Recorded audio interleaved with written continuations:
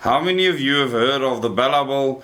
I'm sure many of you have heard of this if you have kids in school. If you don't have kids in school, then think of your grandkids. Think of all the other children in the country that will be going through this BELA Bill. And if you haven't heard of it, please stick around and understand what this bill is about, what it's going to do to the country, and how it ties into what the rest of the world is doing in their school systems. And certainly this will bring international powers closer to controlling what is happening to your child in their school. So this is not unique to South Africa. I know very similar implementations have taken place in the UK. And I was quite shocked to hear from someone that moved to, I think it was Australia or New Zealand, I can't remember, but school ends at 4 p.m, which to me is absolutely frightening. Our children are in the hands of the government, or the future generation, if you don't have children yourself, are in the hands of the government for more hours than they are with you. And now it will be for longer. Controversial new laws for schools in South Africa, a step closer to reality. This is on IOL, and the link will be in the description. The Portfolio Committee on Basic Education has concluded its deliberations on the Basic Education Laws Amendment Bill, with a new updated bill soon to be released. The bill, which seeks to amend the South African Schools Act of 1996, and that is also when homeschooling became legal. We must not forget that Nelson Mandela was the person responsible for making homeschooling legal in South Africa, and I'm really grateful for that. And the Employment of Educators Act of 1998 has already undergone an extensive public participation process, with members of the public already making oral submissions on the bill. Some of the amendments that the initial bill aimed to make include the following. Now, as I go through this, let me know which ones you tend to sympathize with and which ones you are completely against. I'd love to know your thoughts on this issue. And we don't know what the amended bill is going to look like now. Let's just make that clear. So they might have actually seen the outcries, people saying they'll go to court, etc. So we don't know what the amendments will look like, but this is what they were trying to achieve. This is probably the one I'm most against of all of them, making grade R the new compulsory school starting age as opposed to grade 1, as is currently the case. This is a disaster because children that can be at home with their mothers should be, because that's where they're going to get the best nurturing from. It's going to make them adults that have a high self-esteem, that can make responsible choices. The government, I think, believes that these children aren't getting better nurturing at home. They have created a society where they believe that parents are useless at parenting their kids, and therefore they believe and are teaching teachers that the best place for the child is actually at school, that is their reprieve during the day, and many people will agree that school is a reprieve for many kids. Well, then they should be in the social welfare system. Absolutely. So I think so this is absolute nonsense. The government is using the education system to do what social services should be doing. Absolutely. And you can't do that. No. Forcing homeschooled learners to be registered for this type of schooling, which then leads into the next one. I think if you do not register your child for homeschooling, then this is what happens. Criminalizing parents who do not ensure their child or children are in school, with fines or jail time up to 12 months. So you have law-abiding citizens that are not murderers, they're not thieves, they're not fraudsters. And now just because they're choosing to homeschool their children and choosing not to register because they don't want to be subject to a dictatorial government, now they are going to be in jail for 12 months. It's ridiculous. That's absolute nonsense. Our constitution actually gives us the right as parents to teach our kids. It doesn't say that the school is the main tutor in your child's life. Our constitution says that parents have that basic right. Holding school governing bodies more accountable for disclosures of financial interests, including those related to their spouses and family members.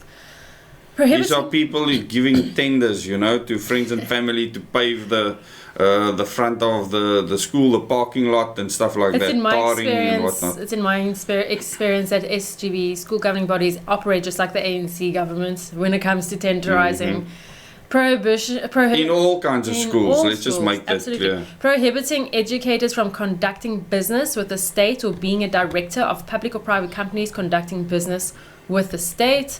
Abolishing corporal punishment and initiation. I thought that was long gone.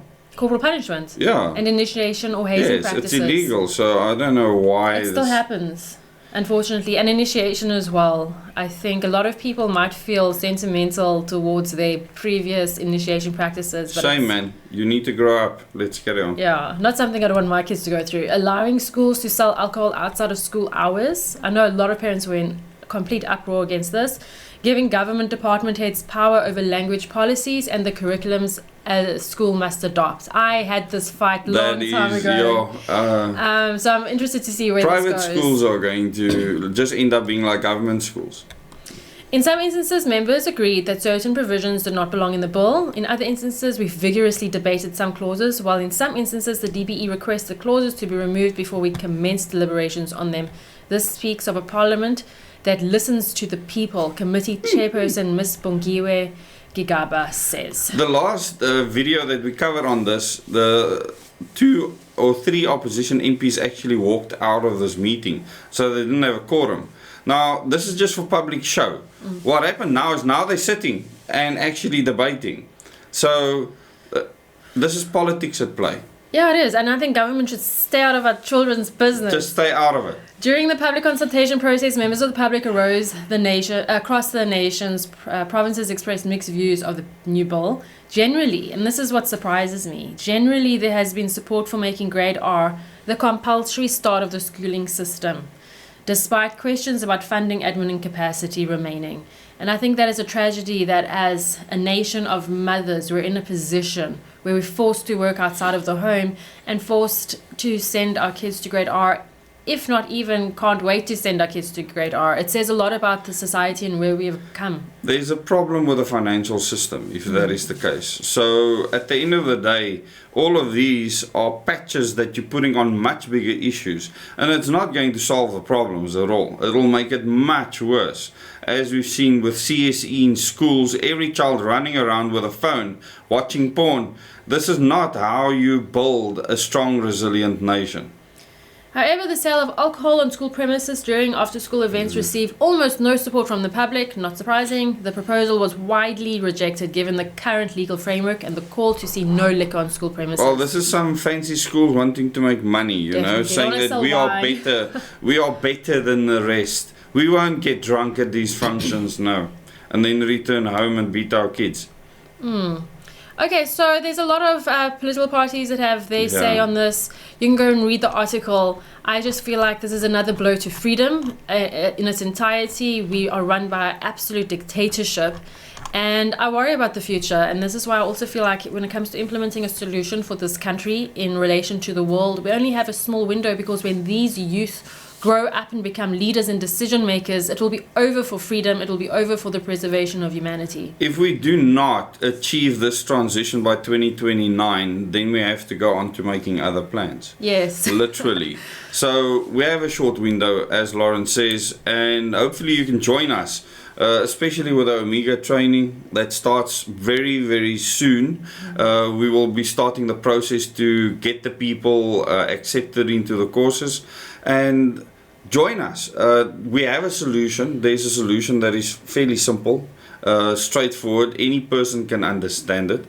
You might not agree with it, and then you don't have to take part. Those that do want to take part do. So join our Telegram channel. We have a link in the description below this video, so we can give you information when those courses start. Yes, and I'd love to hear your comments on the school system below, and especially the changes to the BELA Bill.